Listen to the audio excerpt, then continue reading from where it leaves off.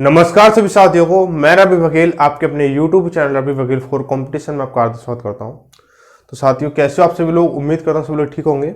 और special class है ये जेलरों के लिए, जो जेल पुलिस भर्ती से, जो जेल वार्डन की जो भर्ती है उनके लिए। और जो ये क्लास है मिक्स क्वेश्चनों के ऊपर है, मैथ की जो मिक्स क्वेश्चन है। और इस क्लास का नाम हमने दिया रामबाण क्लास। क्या? रामबाण क्लास।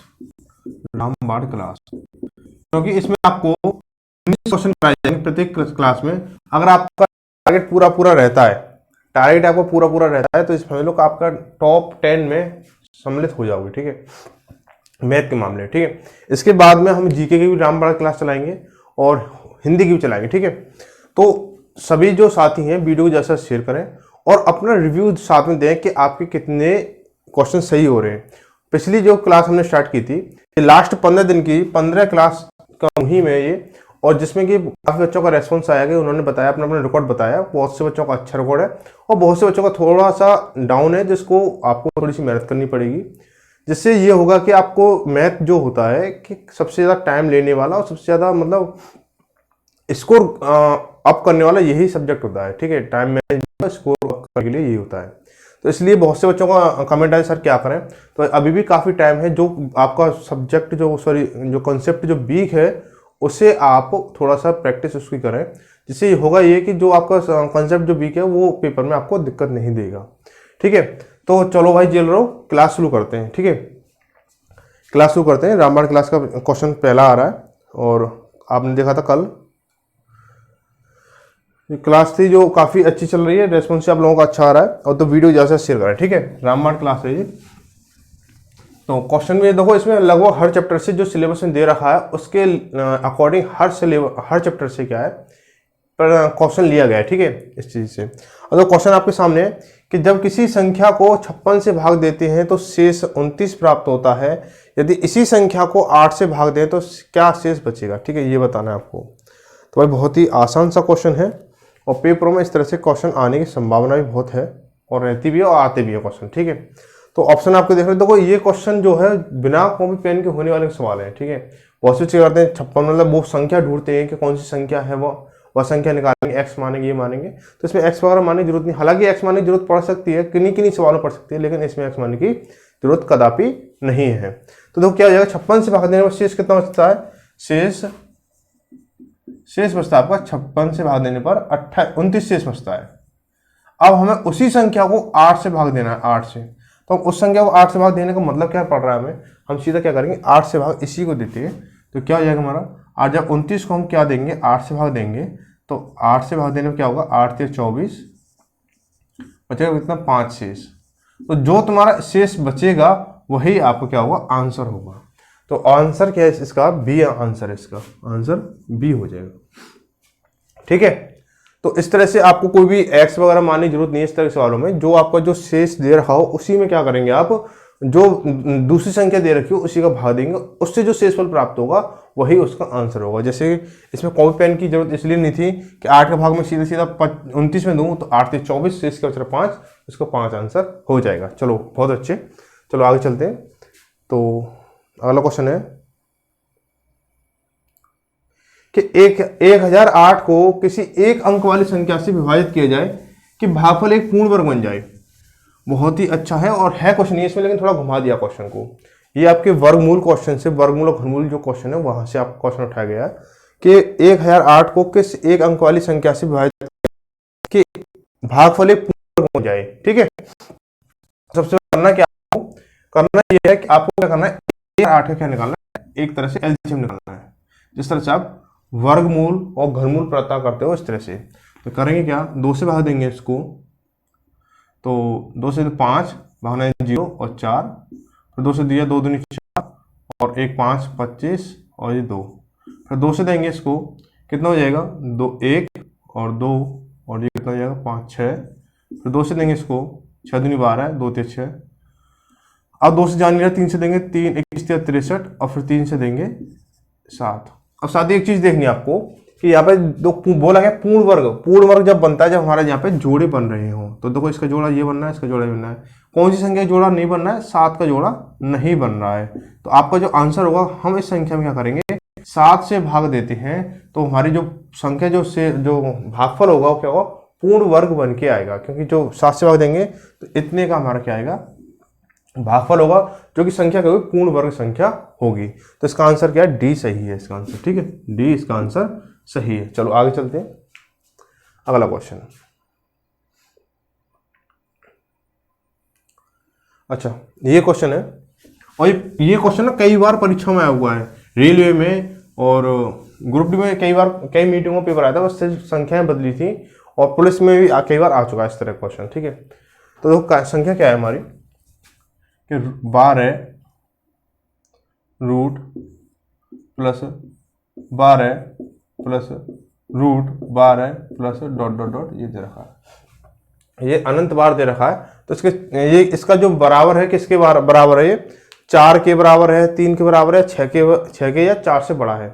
तो साथ देखते हैं इसको ना, 1 सेकंड में हो जाता है ये सवाल, सेकंड पलक झपकते हो जाते, देखते इसका आंसर आता है। इसका जो आंसर आएगा 4 आएगा, इसका आंसर 4 आएगा इसका आंसर। अब वो 4 कैसे आएगा, यहाँ लिख लो, दिख नहीं रहा आपको, 4 आएगा। ठीक है, 4 आएगा इसका आंसर। अब 4 कैसे आएगा, आप देखो, आप कह रहे हो कि मतलब कॉन्सेप्ट तो बताया नहीं इसका। देखो 12 के हमें ऐसे खंड करने हैं, 12 के हमें ऐसे खंड करने हैं, उनका अंतर क्या हो, 1 हो, उनका अंतर क्या हो, 1 हो। जैसे मैं करूं, इसके 3 चौक 12, ठीक है, अंतर क्या आ रहा है हमारा, 1 आ रहा है, 3 चौक 12। अब बात की जाए, अगर यहाँ प्लस लगा हुआ है तो बड़ी संख्या होगी, अगर यदि माइनस लगा हुआ है तो छोटी संख्या होगी। यहाँ प्लस लगा हुआ तो इसलिए क्या है, 4 इसका आंसर हो जाएगा। चलो आगे चलते हैं, अगला सवाल।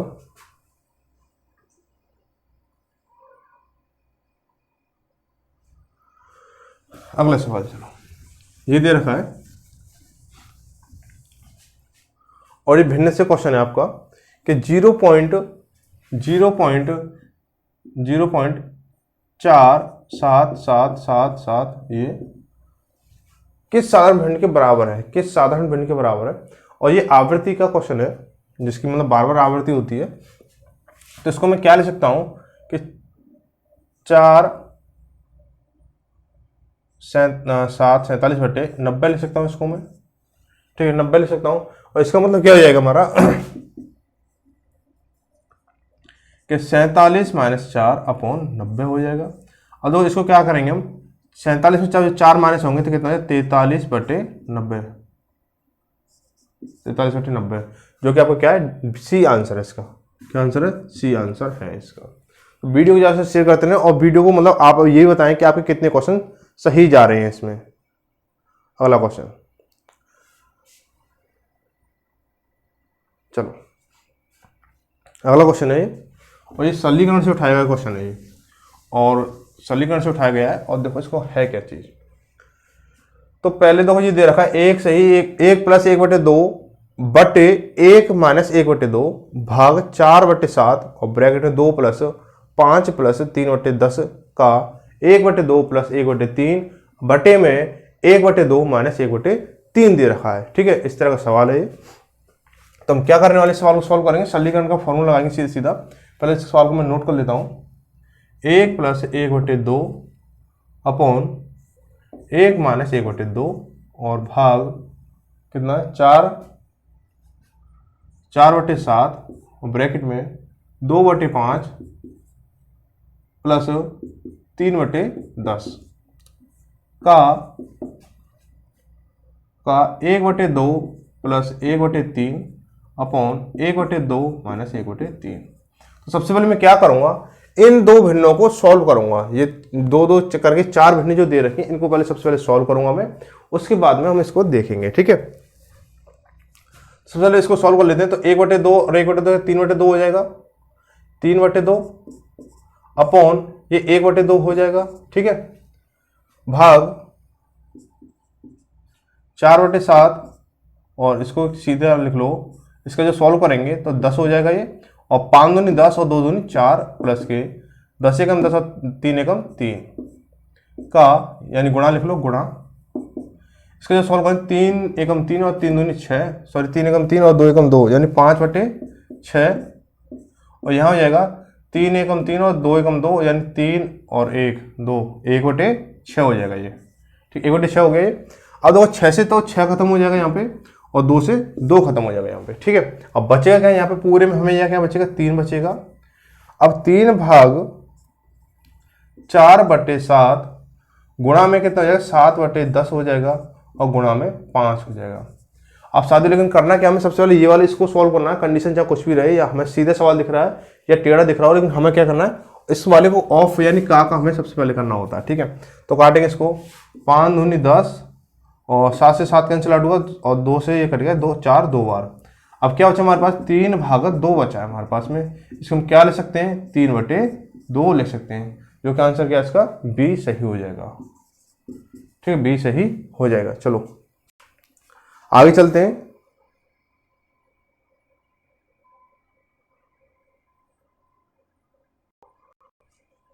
देखो 2 की घात 3 और 3 की घात 2 और 4 तथा 15 का मासा क्या होगा। बहुत ही आसान सवाल है, बहुत ही आसान सवाल है। देखो इसमें करना है क्या आपको, बहुत से हाथों में और तोड़ते हैं कैसे जो करते हैं, इसमें एक चीज देख लो कि 2 की घात 3 3 की घात 2 और 4 15 में क्या कोई चीज कॉमन आ रही है, क्या कोई चीज कॉमन आ रही है, क्या कोई संख्या कॉमन आ रही है, नहीं आ रही है। तो क्या हो जाएगा, देखो 2 और 3 में कोई कॉमन नहीं है, 3 और 4 कोई कॉमन नहीं है, 4 और 15 कोई कॉमन नहीं है। हाँ लेकिन ये कह सकते हैं कि 3 और 15 में कॉमन है, ठीक है, और 2 और 4 में कॉमन है। तो बच्चों समझो इसको बात को कि आप जेलर बनने वाले हो, जब संख्या 4 दे रखेंगे तो 4 में कॉमन देखा जाएगा, और जब संख्या 2 दे रखी होती तो 2 में कॉमन देखा जाता। इसलिए क्या है यहाँ पे 4 में कॉमन देखा है, जब चारों को कॉमन नहीं मिल रहा है तो हम क्या मानेंगे, अपने आप से एक कॉमन मान लेते हैं, क्योंकि एक संख्या एक ऐसी संख्या होती है जिसका गुणा या भाग करने पर किसी भी संख्या का मान बदलता नहीं है। और गणित की परिभाषा ये कहती है कि संख्या के साथ कोई भी छेड़छाड़ करो, कोई वो नहीं, बाउंडेशन नहीं है, सिर्फ उसका मान जो है नहीं बदलना चाहिए, ठीक है। तो इसका जो एक के साथ मैं इसके लिखूँ गुणा 1 गुणा 1 गुणा 1 और गुणा 1, ठीक है। तो कोई वैल्यू को फर्क नहीं पड़ रहा, इसलिए क्या हमारा क्या मासा क्या हो जाएगा, 1 हो जाएगा, ठीक है। चलो अगला क्वेश्चन,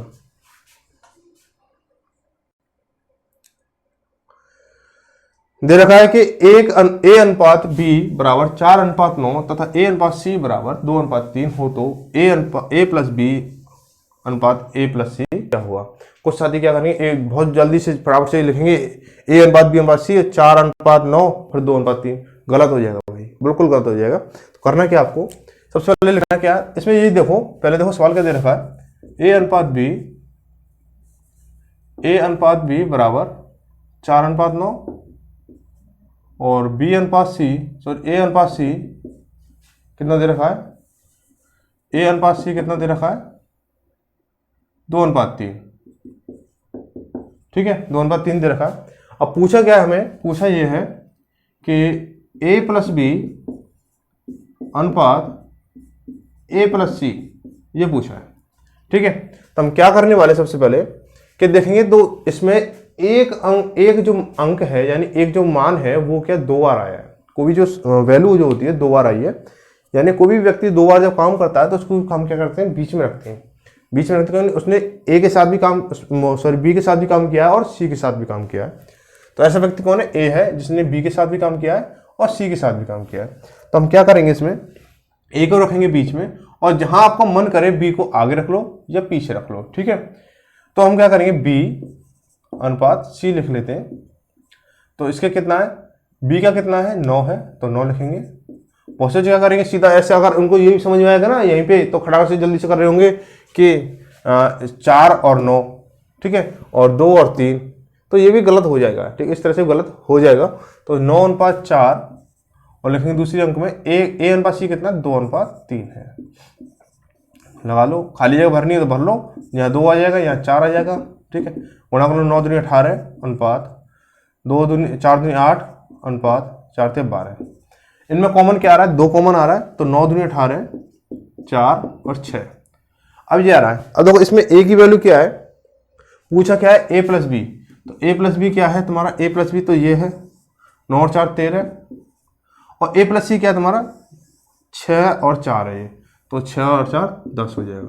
तो ये तुम्हारा आंसर आ रहा है, जो कि ऑप्शन में कहाँ पे है, सी ऑप्शन में है, ऑप्शन सी में है, ठीक है। चलो भाई आगे चलते हैं।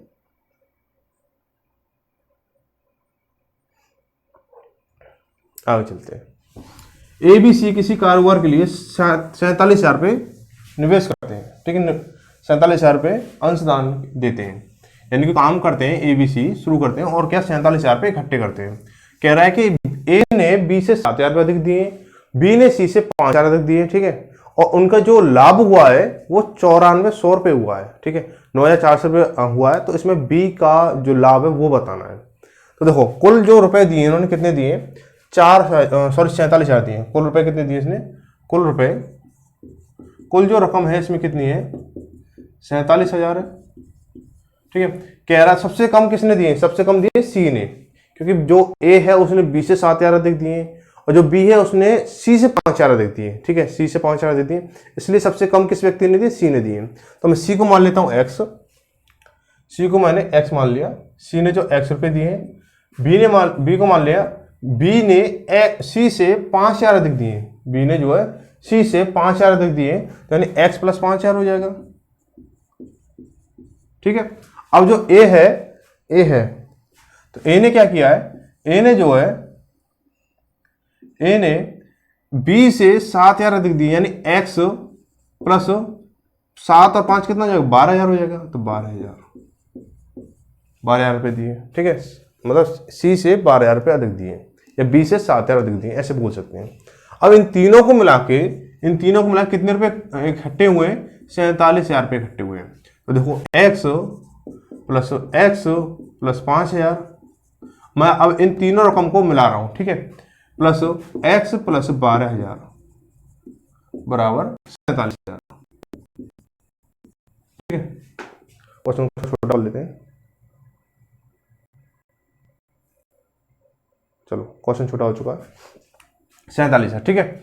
अब होगा क्या, x यानी 3x 12 और 5,000 कितना हो जाएगा, 17,000 हो जाएगा बराबर 47,000। तो 3x बराबर कितना होगा, इसको जब माइनस करेंगे तो 30,000 हो जाएगा, और x बराबर कितना आएगा हमारा, x बराबर 10,000। तो जो सी ने जो पैसे मिलाए थे, सी ने कितने मिलाए थे, सी ने 5,000 मिलाए थे, सॉरी 10,000, ठीक है। बी ने जो मिलाए थे वो कितने मिलाए थे, 15,000 मिलाए थे, और ए ने जो मिलाए थे, x प्लस 12 यानी 10 प्लस 12 यानी 22,000 मिलाए थे उसने। बात आ रही समझ में, 22,000, ठीक है, 22,000 रुपये मिलाए। अब क्या क्या रहा है कि बी का जो कुल लाभ जो हुआ है, लाभ कितने का हुआ, लाभ हुआ इसमें 94,000 का, 9,400 का, 9,400 को लाभ हुआ। अब देखो लाभ हुआ, देखो पहले क्या करें, इनको अनुपात में निकालेंगे, ए अनुपात बी अनुपात सी, यानी देखो 3 0 से 3 0 कट जाएंगे हमारी, तो ए कितना हमारा 22 आ रहा है, और बी कितना आ रहा है, 15 आ रहा है, और सी आ रहा है तुम्हारा 10। इनका अनुपाती योग कितना होगा, अनुपाती योग हो जाएगा 47, 22 15 और 10 कितना, 47 हो गया। निकालना कितना, बी का निकालना है, बी का लाभ कितना है, तो बी का लाभ कितना हो जाएगा भाई, 15 गुणा कुल लाभ कितना है, 9400 बटे 47।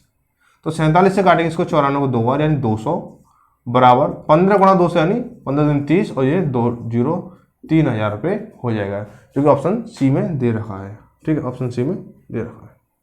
चलो भाई आगे चलते हैं, ये आपके साझेदारी से क्वेश्चन आया था, ठीक है। हर चैप्टर से जो सिलेबस में दे रखा है उससे कहीं ना कहीं कोई ना कोई क्वेश्चन को जरूर लिया गया हर क्लास में, ठीक है, इसीलिए इसको रामबाण क्लास का नाम दिया गया है। चलो भाई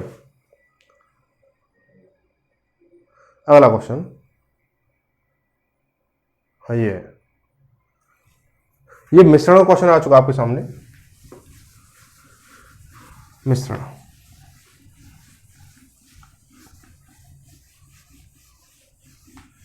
क्वेश्चन है कि दो पात्रों में ए तथा बी में 2:3 तथा 4:3 के अनुपात में मिश्रित अम्ल तथा जल है। इन दोनों मिश्रण को किस अनुपात में मिलाया जाए कि नए मिश्रण में आधा अम्ल और आधा जल हो जाए, ठीक है, ये बताना है इसमें, ठीक है। तो करना क्या है हमें कि देखो दो बर्तन है, उसमें ए और बी जो बर्तन है उनमें क्या है, अम्ल और जल का क्या अनुपात है, 2:3 है, और जो इसका अनुपात है दूसरे बर्तन में 4:3 है। तो इसमें हमें क्या करना है, जल और अम्ल को आधा आधा करना है, ऐसा हमें कुछ अनुपात रखना है। तो क्या अनुपात हमें मिलाना है हमें, ठीक है। तो करेंगे, देखो ए बर्तन है और बी बर्तन है। तो ए बर्तन में देखो कितना है कि 2:3 है, तो कुल अनुपात ये कितना है 5 है, 2 और 3 कितना 5 हो जाएगा। तो इसमें जो अम्ल है वो कितना 2/5 हो जाएगा। ऐसे इसको करेंगे, इसमें कितना हो जाएगा 4/7 हो जाएगा। करना कितना हमें, आधा करना है, 1/2 करना है। ये तो करा आधा आधा हो जाए, ठीक है, आधा आधा ऐसे करना है हमें। तो इसको निकालेंगे, इनका अंतर निकाल लेंगे। तो 4/7 माइनस 1/2 और यहाँ हो जाएगा 1/2 माइनस 2/5। तो इसका जो एलसीएम आएगा कितना 14। तो 7 दूनी 14, 4 दूनी 8 माइनस 7 2 7 14, 7 1 7। और यहाँ कितना हो जाएगा 10 एलसीएम आया 5 माइनस के 4, कितना हो गया ये 1/14 अनुपात 1/10। इनको जब सॉल्व करेंगे तो 114 70 एलसीएम आएगा। तो 5:7 क्या हो जाएगा 5:7 हो जाएगा। 5:7 में मिलाएगा, जो कि ए ऑप्शन आपका सही हो जाएगा, ए ऑप्शन, ठीक है, ए ऑप्शन सही हो जाएगा। चलो भाई अगला क्वेश्चन, अगले क्वेश्चन को चलते हैं।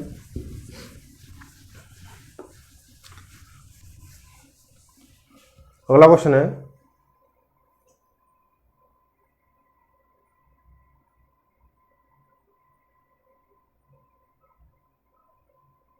ये देखो आपको क्या औसत से सवाल आया है कि 5 वर्ष पहले 4 लड़कों की औसत आयु 9 वर्ष थी, ठीक है। 5 वर्ष पहले 4 लड़कों की औसत आयु 9 वर्ष थी। उनमें एक नए लड़के के शामिल होने से उसमें पांचों की वर्तमान आयु 15 हो जाती है।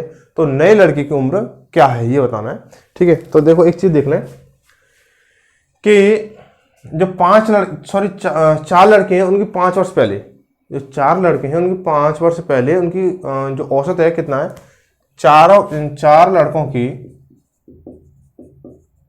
औसत आयु कितनी है, औसत आयु 9 कितना है 9 वर्ष है, 9 वर्ष। तो कुल आयु कितनी हो जाएगी इनकी, कुल आयु होगी 9 × 4 यानी 36 हो जाएगी, ठीक है। अब अगर 5 वर्ष बाद, अभी 5 वर्ष पहले का था, आज की डेट में आएंगे तो 5 वर्ष बाद हो जाएगी, ठीक है। जब 5 वर्ष बाद होगी तो सभी की आयु क्या होगी, चारों की 5 5 5 5 बढ़ेगी, तो औसत भी क्या हो जाएगा 5 बढ़ जाएगा, ठीक है। अब क्या हो जाएगा, देखो 4 लड़कों की औसत उम्र कितनी है, 4 लड़कों की औसत आयु कितनी है 9 + 5 यानी 14 हो गई, 9 + 5 14 हो गई। अब देखो कुल आयु कितनी होगी इसकी, कुल आयु 14 × 4 यानी 56 हो जाती है। अब ये कह रहा है एक नया लड़का और आ जाता है, एक नया लड़का और आ जाता है, यानी लड़के हो गए कितने 5, क्योंकि 4 + 1 लड़के 5 हो जाते हैं। अब देखो क्या कह रहा है कि जब वो पांचों की वर्तमान आयु कितनी 15 है, तो 5 की वर्तमान आयु कितनी है, वर्तमान आयु 15 वर्ष हो जाती है, ठीक है। उनमें से एक नए लड़के के शामिल होने से उनमें पांचों की वर्तमान आयु 15 वर्ष हो गई, यानी 15 यानी औसत आयु 5 की वर्तमान औसत आयु कितनी हो जाती है, औसत आयु 15 हो जाती है, ठीक है। तो कुल आयु कितनी हो जाएगी, कुल आयु कितनी हो जाती है 15 × 5, 15 × 5 कितनी हो जाएगी 75 हो जाती है। अब ये देखो कि आज की डेट में 4 लड़कों की कुल आयु कितनी 56 है, ठीक है। किसी की 10 होगी, किसी की 15 होगी, किसी की 16 होगी, किसी की 18 होगी, जो भी रही होगी। तो 4 लड़कों की कुल 56 वर्ष आयु है, 5 लड़कों की 75 वर्ष आयु है। तो जो नया लड़का जो आया उसकी उम्र कितनी रही होगी भाई, इसमें से इसको घटा दो, 75 में से 56 घटा दो तो कितना हो जाएगा 15 6 गए तो 9 और 6 बचा 1 यानी 19 वर्ष हो जाएगी। क्या इसमें ऑप्शन डी सही हो जाएगा, ठीक है, डी सही हो जाएगा। चलो आगे चलते हैं। देखो बहुत ही आसान सवाल है। एक वर्ग की लंबाई और चौड़ाई क्रमशः 30 तथा 20 की वृद्धि की जाती है, 30% या 20% वृद्धि की जाती है, तो उसके क्षेत्रफल पर क्या प्रभाव पड़ेगा या कितना ज्यादा हो जाएगा। सेम ऐसे क्वेश्चन कल मैंने कराया था पिछली वीडियो में, तो सेम बहुत ही ईजी है, इसको कराया था। जो बच्चे नहीं जुड़ रहे हैं वो देख लें इसको एक बार। इसको करा चुका हूँ। इसका आंसर 56 है, ठीक है, इसका आंसर 56 है, वो आयत के ऊपर था। तो क्या हो जाएगा 30 प्लस 20 प्लस 30 इंटू 20 अपॉन 100, 0 से 0 खत्म हुई। अब जो कंसेप्ट आपको पता है वो कंसेप्ट मैंने करा रखे सभी, आप विजिट देख सकते हैं, पिछली वीडियो में मैंने सब कंसेप्ट करा रखे हैं, ठीक है। तो कितना 50 प्लस 3 दूनी 6, कितना 56%। माइनस का आया तो कमी होती और प्लस का आया तो इसलिए वृद्धि होगी। कभी क्वेश्चन पूछ लेता है एक वैल्यू कमी करता है एक वैल्यू वृद्धि करता है तो पूरे क्षेत्रफल पर क्या प्रभाव पड़ेगा, इस तरह से पूछ लेता है, कमी हो रही है या वृद्धि हो रही है। तो आंसर हमारा वृद्धि प्लस में आता है, संख्या हमारी प्लस में आती है, तो होता क्या है कि वो हमारी वृद्धि होती है, और जब हमारी संख्या जो है माइनस में आती है तो या ऋणात्मक आती है तो क्या होती है, वो हमारी कमी होती है। यहाँ पर संख्या हमारी प्लस में है क्योंकि दोनों संख्या क्या हमारी प्लस में है, इसलिए क्या हमारी ये वृद्धि होगी, ठीक है। तो क्या 56 डी सही हो जाएगा। चलो आगे चलते हैं। एक वस्तु को 5% लाभ पर बेचने पर श्रीमान एक्स को 5% की हानि पर बेचने की तुलना में 150 रुपये अधिक मिलते हैं, ठीक है। अब इसको अधिक मिलते हैं तो इसका क्रय मूल्य निकालना है। तो ऑप्शन इसके देख लेते हैं, ऑप्शन कहाँ गए भाई इसके, ऑप्शन निकल के आ जाओ। कहाँ दुबके पड़े हो, सर्दी पड़ रही है इसका मतलब ये थोड़ी है दुबके पड़े रहोगे ऑप्शन तुम। चलो भाई, तो अब देखो करना क्या है कि देखो एक चीज समझो पहले, जो क्रय मूल्य जो होता है वो 100% होता है, ठीक है। अब उसने कहा है कि 5% लाभ पर, यानी 105 हो जाएगा भाई, लाभ जुड़ जाता है। 5% लाभ पर बेचने पर श्रीमान एक्स को 5% हानि पर बेचने की तुलना में, यानी 5% हानि का होगी 95% हो जाएगी, ठीक है, 95% हो जाएगी। अब इसमें क्या होता है कि यहां से यहां पे क्या होता है 150 रुपये कम मिलते हैं, 150 रुपये कम अधिक मिलते हैं, सॉरी यहाँ पे इस अगर इस मूल्य में बेचता है और फिर वो श्रीमान एक्स इसमें बेचता है तो 150 रुपये अधिक मिलते हैं। तो अब देखो ये तो रुपए में है, इसके क्रय मूल्य पूछा है, तो इसका प्रतिशत कितना हो जाएगा, कितना अधिक है, 95 और 105 में कितने का अंतर है, 10 का अंतर है। अब यहां देखो कि पूछा क्रय मूल्य पूछा है, अगर मुझे 10 को 100 करना हो तो क्या करूंगा, गुणा 10 करूंगा तो 100 होगा। ऐसे मुझे 150 को क्या करना पड़ेगा, गुणा 10 करना पड़ेगा, तो क्या हो जाएगा 1500 हो जाएगा। आंसर इसमें बी सही हो जाएगा, ठीक, बी सही। चलो भाई अगला क्वेश्चन।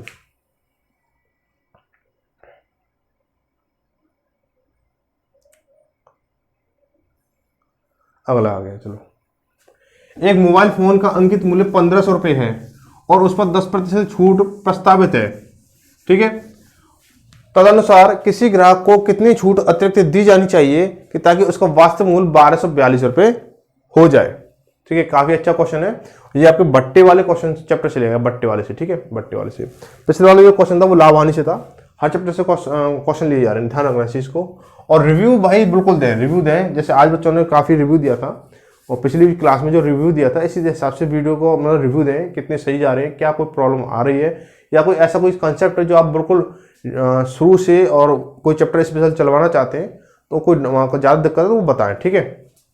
चलो, तो एक फोन का जो अंकित मूल्य 1500 है, तो अंकित मूल्य कितना हो गया 1500, अंकित मूल्य क्या है 1500। अब करना क्या है, हमें छूट दे दी उसने 10%,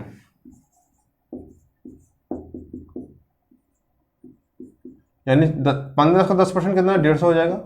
अब इसका विक्रय मूल्य कितना होगा 1350 हो जाएगा, ठीक है भाई, इतना डिस्काउंट दे दिया हमने। अब 1350 जब हो गया, अब करना क्या है हमें कि वो कह रहा है कि 1242 में बिकी है तो कितनी छूट और दी उसे, तो 1242 में देखिए, तो इतनी बिकनी थी 1242 में बिकी है, तो नया विक्रय मूल्य क्या है 1242। अब हम क्या करेंगे, इसको घटा देंगे, इसमें से इसको हम घटा देंगे, कितना आ जाएगा हमारा भाई, जैसे छूट निकल जाएगी, इतने पैसे तुमने इतने में बेचा है तो कितने की और छूट दी है, तो इसको हम देखेंगे। तो 10 में से 8 2 गए 8, यहाँ से 4 0, यहाँ बचा 1 और ये 1, 108, यानी 108 रुपये की छूट दी है। किस पे दी है 108 रुपये की छूट दी है तुमने, किस पे 1350 पे दी है। तो इसका प्रतिशत निकालना है कि 108 किस पे छूट है 1350 पर, इंटू प्रतिशत निकालेंगे 100, तो 1 0 से 1 0 खत्म हुई। अब इसको करेंगे 5 से दे दो, 27 पंजे 135 और 5 दूनी 10, 27 चौके 108, यानी कितना है 4 दूनी 8%। तो अतिरिक्त जो छूट दी गई थी वो क्या दी गई थी 8% दी गई थी, यानी ऑप्शन बी सही हो जाएगा। ठीक है, चलो भाई आगे चलते हैं। अगला क्वेश्चन, क्वेश्चन नंबर 14। किसी धनराशि पर किसी वार्षिक ब्याज की दर से साधारण ब्याज मूलधन का 25/16 है यदि दर प्रति वर्ष तथा वर्षों में समय को निरूपित करने वाली संख्याएं बराबर हो तो ब्याज की दर क्या है। क्वेश्चन काफी अटपटा है बहुत इजी, लेकिन इसकी जो लैंग्वेज है ना काफी घुमा के दी है। तो कह रहा है कि कोई धन है, उसका जो उसकी दर और जो समय है वो बराबर है। यानी मान चलो अगर आप 10 वर्ष के लिए अगर ब्याज देते हो, 10 वर्ष के लिए अगर समय मतलब धन को उधार देते हो तो 10% ही आप उसका रेट रखोगे। ठीक है, और यदि आप उसके 5% से देते हो तो 5 वर्ष के लिए दोगे। इस तरह से इसमें क्वेश्चन पूछा गया है और बोला कि जो आपने जो मूलधन दिया है उसका क्या वो 25/16 हो गया, उसका जो ब्याज है मूलधन का 25/16 हो गया है। तो इस तरह का क्वेश्चन करने क्या करेंगे, देखो इसमें बोला है 25/16 मूलधन का जो ब्याज है 25/16 हो चुका है। तो देखो जो मूलधन का जो 25/16 जो ब्याज हुआ, यानी ये क्या है, ये तुम्हारा मूल हो गया मूलधन, ये आपका ब्याज हो गया।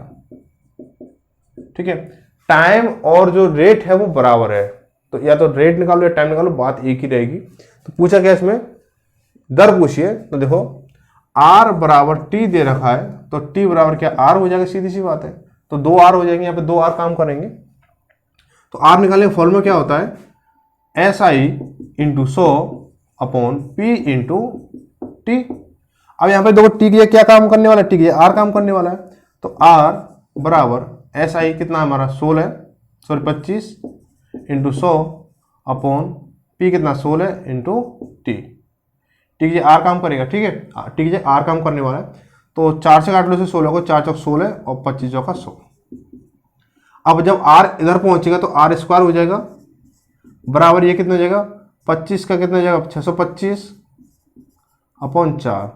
इस पर से जब स्क्वायर हटाएंगे इस पर रूट लग जाएगा, इसको खोलेंगे कितना हो जाएगा 25 का कितना 625 का 25/4 का कितना 2 हो जाएगा, यानी 12 सही 1/2 हो जाएगा प्रतिशत। यही अगर आपको समय पूछता तो यही आपको 12 से 1/2 वर्ष आता। ध्यान रखना इस चीज का, कंफ्यूज मत होना कि 12 से 1/2 वर्ष हो जाता। ठीक है, चलो आगे चलते हैं। अगला सवाल,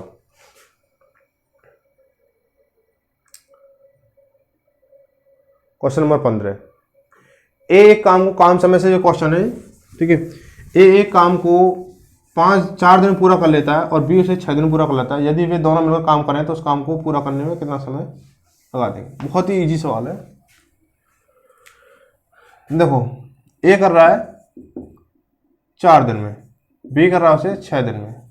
तो एलसीएम क्या आएगा इसका 12 आएगा। ठीक है, 12 एलसीएम आया।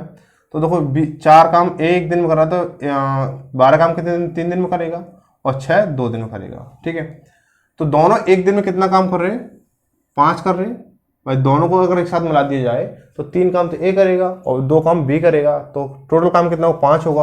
और 12 काम जो 5 दिन के हिसाब से कितना हो जाएगा, 5 काम के हिसाब से कितना हो जाएगा, करेंगे इसको 12/5 दिन। ऑप्शन में ऐसा कोई ऑप्शन नहीं है, इसलिए क्या करेंगे, इसे सही बटे में है तो सही बटे में तोड़ेंगे।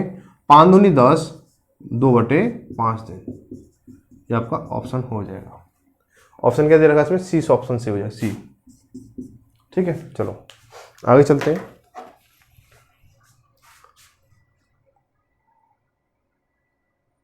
क्वेश्चन नंबर 16, पाइप टंकी से आपको क्वेश्चन है कि 2 पाइप एक टंकी को क्रमशः 15 व 12 घंटे में भर सकते हैं, 15-12 घंटे में भर सकते हैं, जबकि तीसरा पाइप इसे 20 घंटे में खाली कर सकता है। यानी तीसरा जो पाइप नीचे टोंटी लगी हुई है वो उसे 20 घंटे में खाली कर सकता है। तो यदि खाली टंकी खाली है और तीनों पाइप एक साथ खोल दी जाए तो टंकी जो है कितने समय में भर जाएगी, क्वेश्चन ये है। तो देखो करते हैं क्या है, इसको सेम काम समय वाले टॉपिक से होता है। तो मैंने मान लेता हूं कि ए है और बी है और सी है। ठीक है, तो ए बी सी है और ये ए जो है 15 घंटे ले रहा है, बी जो 12 घंटे ले रहा है और सी जो 20 घंटे खाली करने के लिए ले रहा है। तो देखो जब 2 व्यक्ति एक जैसा काम कर रहे हैं दोनों जुड़ते हैं, एक व्यक्ति उल्टा काम करे तो वो घटता है। ठीक है, पता नहीं चीज आपको। या फिर अब टंकी की भाषा में देखा जाए कि दो नल जो है वो पानी भर रहे हैं, एक खिला रहा है, यानी 2 काम सही कर रहे हैं, एक गलत कर रहा है, तो क्या माइनस कर रहा है, पानी को निकाल रहा है। ठीक है, तो इनका जो एलसीएम होगा वो क्या हो जाएगा 60 होगा। ठीक है, जो ए जो भरेगा वो 4 घंटे में भरेगा, ठीक है 4। ये बी जो है, सॉरी 4 मतलब 15 ऐसे 4 आएगा। इसकी जो क्षमता आएगी कितनी आएगी, 5 आएगी। इसकी जो आएगी 3 आएगी। लेकिन 3 क्या माइनस की आएगी। अगर इनको एक साथ काम कराया जाए तो एक बार में कितना काम करेंगे, यानी एक बार में करेंगे ये 5 और 4 9 और 9 माइनस 3 यानी 6 लीटर। यानी 1 घंटे में वो 6 लीटर पानी भरते हैं। 1 घंटे में कितना है, 6 लीटर पानी भरते हैं। तो 60 लीटर पानी कितने घंटे का भरेंगे, तो 60/6 यानी 10 घंटे में। ठीक है, तो ऑप्शन क्या है इसमें, बी से हो जाएगा। ऑप्शन बी से ही हो जाएगा। चलो आगे चलते हैं। 17वां क्वेश्चन है, देखो ये चाल समय दूरी का क्वेश्चन है। चाल समय दूरी का काफी अच्छा क्वेश्चन है और थोड़ा घुमा के भी है। कह रहा है एक विमान जो है 2500 किलोमीटर की दूरी, 2500 किलोमीटर, 1200 किलोमीटर तथा 500 किलोमीटर की दूरी क्रमशः 500 किलोमीटर प्रति घंटा, 400 किलोमीटर प्रति घंटा तथा 250 किलोमीटर प्रति घंटे चाल से चलता है। तो इसकी औसत चाल क्या रहने वाली है, ये बताना है।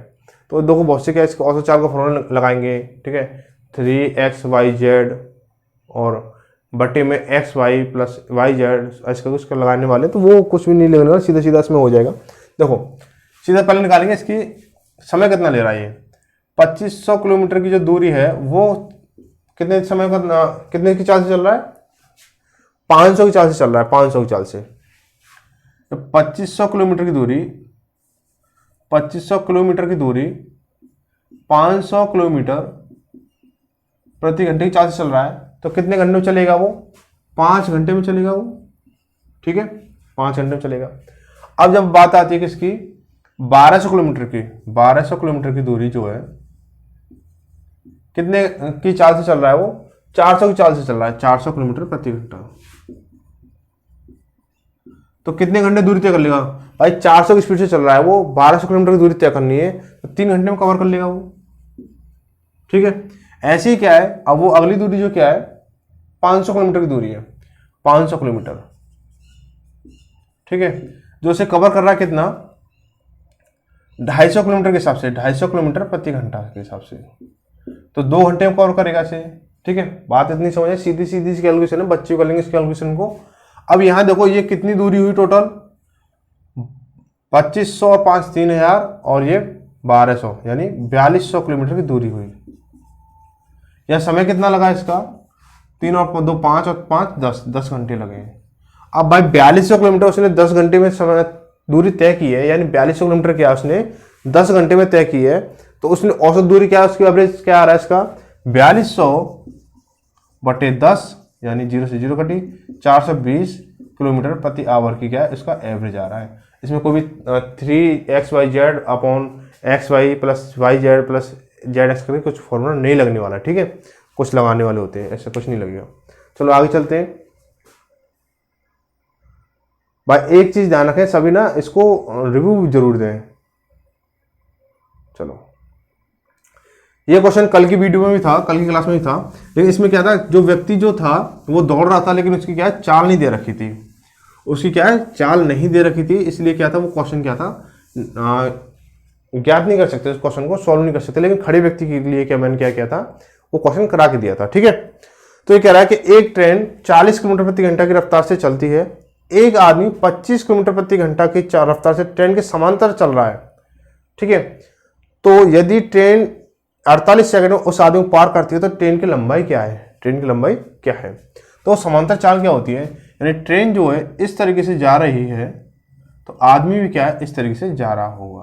ठीक है, जब ऐसा करके चाल चलती है तो क्या होता है, आपने एक चीज देखिए, तो 2 व्यक्ति या 2 गाड़ी या तो कोई 2 वाहन ऐसे आपस में चलते हैं, एक साथ में चलते हैं, तो क्या स्पीड कम हो जाती है वाहनों की तुलना में आपस में। ठीक है, स्पीड कम हो जाती है। जैसे अगर 2 ट्रेन आप आमने सामने से आ रही हो तो ऐसा लगता है कितनी तेजी से चल रही है वो। ठीक है, तो उस समय क्या होता है, जब विपरीत दिशा में ट्रेनें चलती हैं, यानी एक सामने से आ रही है एक पीछे से, मतलब इधर से ऐसे करके जा रही है, तो उनकी स्पीड क्या है प्लस हो जाती है। और सापेक्ष या समांतर चलती हैं तो क्या होता है, उनकी क्या है स्पीड घट जाती है। तो क्या देखो ट्रेन की कितनी है 40 है, सापेक्ष चाल कितनी हो जाएगी इसकी, सापेक्ष चाल 40 माइनस 25 यानी 15 किलोमीटर प्रति आवर। ठीक है, 15 किलोमीटर प्रति आवर हो जाएगी। अगर 48 सेकंड में, अब देखो इसको किलोमीटर प्रति घंटे की चाल है, इसको सेकंड वाली फॉर्म में लेके आना है, तो क्या करेंगे इसको 15 इंटू 5/18। अब कितने सेकंड में पार कर रही है वो? 48 सेकंड में पार कर रही है। यानी ये तो आगे 1 मीटर में कितना सेकंड चलेगी, अब 1 सेकंड में कितना मीटर चलेगी, ये तो इस यहाँ से कैलकुलेशन आएगी। इसके बाद में कह रहा है कि 48 सेकंड पार करते हैं, तो यानी इसका क्या जाएगा 48 से गुणा कर देंगे, तो कितना हो जाएगा इसका, देखो 3 से काट लो, 6 से काट लो, चाहे 6 × 18 और 6 × 48, ठीक है। 3 से काटेंगे इसको 5 बार और 5 25, 25 8 200, यानी 200 मीटर की क्या उसकी दूरी है, किसकी? ट्रेन की। ठीक है, चलो आगे चलते हैं। 19वां सवाल है ये और लास्ट सवाल है ये 19वां, और आपको रिव्यू जरूर बताना है कि 19 में से आपने कितने सही किए हैं। चलो, नाव व नदी के हिसाब से, नाव व नदी का आया है, नाव धारा कह लो, नाव नदी कह लो, इससे चैप्टर 6 सवाल है ये 19/19 रामबाण क्लास है, ध्यान रखना इस चीज का, और लोगों को ज्यादा शेयर करें कि एक आदमी स्थिर पानी में 4 किलोमीटर प्रति घंटा की दर से तैर सकता है। यानी एक आदमी जो है शांत अगर जल है, यानी शांत जल है, स्थिर जल है, उसमें क्या 4 किलोमीटर प्रति घंटा के हिसाब से दौड़ चल सकता है, तैर सकता है। यदि पानी की चाल 2 किलोमीटर प्रति घंटा है, 2 किलोमीटर प्रति घंटा है हो, तो 10 किलोमीटर ऊर्ध्व प्रवाह तैरने के लिए कितना समय लगेगा? 10 किलोमीटर जाना है, तो ऊर्ध्व प्रवाह क्या होता है भाई? ऊर्ध्व प्रवाह यानी पानी के विपरीत चलना होता है, पानी के विपरीत चलना होता है। तो आपको पता है कि अगर आप इस तरह से जा रहे हो, क्या 4 किलोमीटर के हिसाब से, और पानी की जो है वो इस तरह से है, 2 किलोमीटर प्रति घंटे की चाल है उसकी, ठीक है, 2 किलोमीटर प्रति घंटे की चाल है। अब जो होगा क्या, अब आप ना यहाँ पे थोड़ा सा कंफ्यूज होने वाले हो, मुझे पता है, ठीक है, क्योंकि आप कहोगे कि आपने तो बोला था कि जब ट्रेन आपस में समांतर चलती है तो चाल जुड़ती है, और जब मतलब विपरीत चलती है तो घटती है। यहाँ पे जब विपरीत चलती है तो यहाँ घटेगी, और जब समांतर चलेंगे तो जुड़ती है। उल्टा होता है, क्यों? क्योंकि जब पानी का जब बहाव होता है वो नाव या नाविक को क्या होता है, अपने साथ भाग के ले जाता है, इसलिए जो समांतर जो चाल होती है वो क्या होती है? जुड़ती है, नाव वाले चैप्टर सिर्फ। और जब इसकी जो विपरीत चाल जो होती है वो क्या? घटती है। एक चीज बताओ, क्या जब आदमी अगर इस तरह से 4 किलोमीटर प्रति घंटे चाल से तैर रहा है और पानी का बहाव 2 किलोमीटर प्रति हिसाब से ऐसे है, तो क्या इसकी स्पीड काटेगा? नहीं काटेगा, इसकी स्पीड को काटेगा। कितना काटेगा? 2 किलोमीटर के हिसाब से काटेगा। तो इसकी जो चाल आएगी, जो नावक आदमी की चाल क्या होगी? आदमी की चाल कितनी रह जाएगी? 2 किलोमीटर प्रति घंटा रह जाएगी, रहेगी नहीं रहेगी? भाई इसको 4 से दौड़ रहा है, 2 से पीछे ढकेल रहा है, तो 4 - 2 कितना हो जाएगा? 2 हो जाएगा, ठीक है। अब देखो कह रहा है कि ऊर्ध्व प्रवाह में 10 किलोमीटर की दूरी जानी है, तो 10 किलोमीटर देखो 1 घंटे में 2 किलोमीटर जा रहा है, तो 10 किलोमीटर कितने में जाएगा? 10 किलोमीटर कितने में? 2 से कर लो इसको, 5 घंटे में जाएगा, 5 घंटे में। तो आंसर इसका 5 घंटे यानी सी हो जाएगा।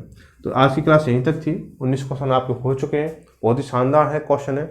वीडियो जैसा शेयर करें, और आपका कोई भी सवाल या जवाब या कुछ भी है, इंस्टाग्राम पर विजिट कर सकते हैं और कमेंट में भी आप लिख सकते हैं, ठीक है। तो मिलते हैं अगली क्लास में। धन्यवाद, तब तक के लिए जय भारत, जय हिंद।